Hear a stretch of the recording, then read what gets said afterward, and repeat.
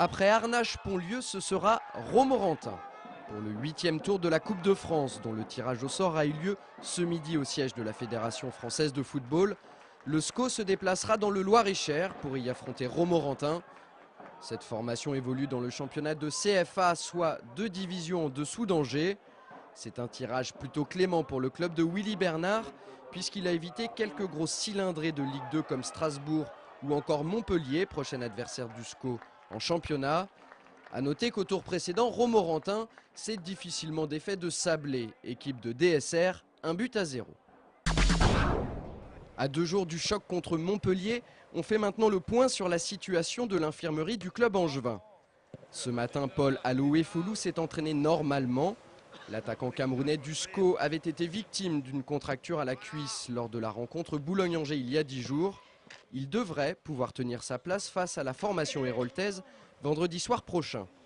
Sinon, pas de pépin particulier à signaler pour le reste du groupe. 6 joueurs restent malgré tout indisponibles, mais ça n'est pas une nouveauté. Blaise Kouassi, Maxime Josse, Délissaou, Julien Sola, Vincent Manceau et Serge Desblés font partie de la liste des blessés de longue date. Pour eux, pas de retour en vue avant la trêve hivernale, mis à part peut-être pour Vincent Manceau, qui se remet doucement d'une entorse à la cheville. De son côté, Blaise Kouassi, que nous avons croisé au centre d'entraînement, continue à travailler dans l'ombre pour revenir le plus vite possible. La rééducation se passe très bien et là on est toujours au stade des travaux d'appui et de la musculature, donc ça se passe bien, donc j'espère ne pas reprendre de suite pour me reblesser encore, mais bon, on laisse le temps et puis bon, on attend de voir qu'il n'y ait plus totalement de douleur pour pouvoir réintégrer le groupe. Voilà. Voilà une nouvelle qui devrait vous intéresser si vous êtes supporter du SCO. La boutique officielle du club a ouvert ce mercredi matin, boulevard Jacques Portet à Angers, au rez-de-chaussée du siège d'Angers SCO. En Ligue 2, il n'y a pas beaucoup de clubs à disposer d'une boutique, mis à part Lens, Strasbourg ou encore Troyes.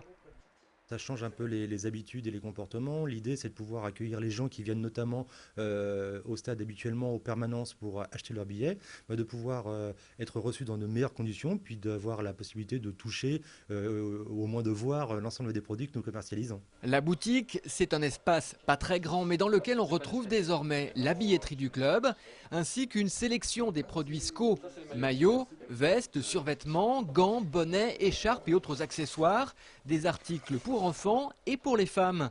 Attention, ils sont vendus ici en exclusivité et ce sont les mêmes que portent les joueurs. C'est exactement la même chose, sur les mêmes produits. La seule différence, c'est qu'on n'a pas le nom du joueur sur le produit. Ils sont bien les mêmes. Les maillots peuvent tout de même être floqués à votre nom. En tout cas, ce matin, les premiers clients étaient là. Parce que je suis supporter du SCO et puis ils sont chouettes, donc c'est pour ça que je suis intéressé. C'est comme la marque de tous les supporters, hein. On aime avoir la marque de son équipe, puis alors après, qui se grime qui veut, mais je pense que c'est une marque de reconnaissance de l'effort qu'elle a fait au niveau du SCO d'Angers depuis 3-4 ans. Pour info, si vous voulez vous habiller aux couleurs du SCO, le maillot vous coûtera 59 €. La boutique est ouverte du mardi au vendredi.